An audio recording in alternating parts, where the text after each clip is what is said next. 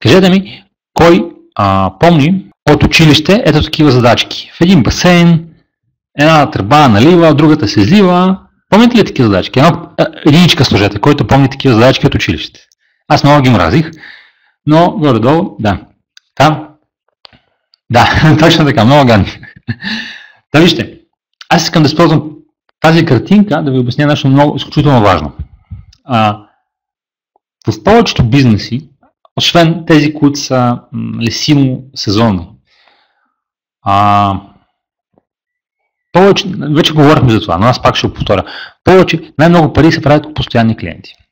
Та вие, ако се представите, че този басейн е вашия бизнес, водата, количеството вода, което е в басейна, ето сега ще ви покажа даже. Така, секундичка, отидох много далече. Ето това исках. Количеството вода всъщност ви определя колко постоянни клиенти имате. Колко от тях имате, толкова пари печалите. Отгоре се вливат клиентите, отдолу се изливат. Вижте, във всеки бизнес, рано или късно клиентите се губят. Нали? Тоест, вашата задача каква е? Вашата задача е да калибрирате тези потоци отгоре, да ги влючавате и да намалявате изтичането. Вие не можете да съвсем да го нямате, но максимално да го намалявате. Сега, има две големи проблеми. Първият проблем е, че в повечето бизнеси в България басейна има само мокър пот. И това е. Всички клиенти са еднократни, идват, се тръгват и това е. И съответно, парите, които те взимат, сега вижте колко малки. Това е едната страна на нещата. Но има друга страна.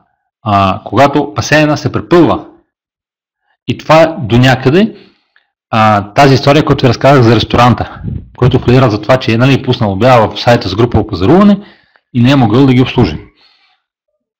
Но като цяло, идеята е да имате, да се стремите винаги да е пълно и да не прелива.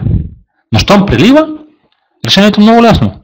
Какво правите вие, ако продавате нещо и постоянно имате пред вас тълпа клиенти, които постоянно искат да купят нещо? Какво ще направите вие? Какво бихте направили? Кажете.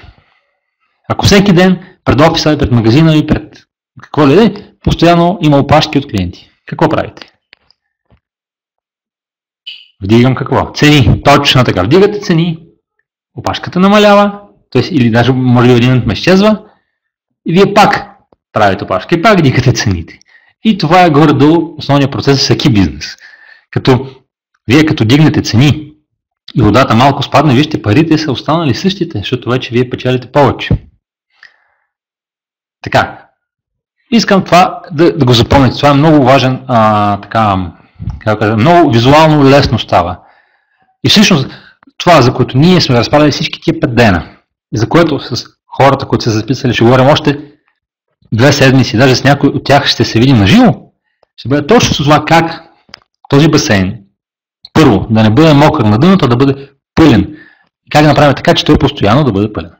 Ето това ще бъде нашата задача. Така. До тук ясно ли е? Ключчета имате ли? Имаме ли? Ясно ли е всичко, за което ви се... Този басейн, разбрахте ли каква е идеята? Добре, това е много важно. Искам да го запомните басейна и вие, ако се сетите за басейна, ще сетите за всичко друго.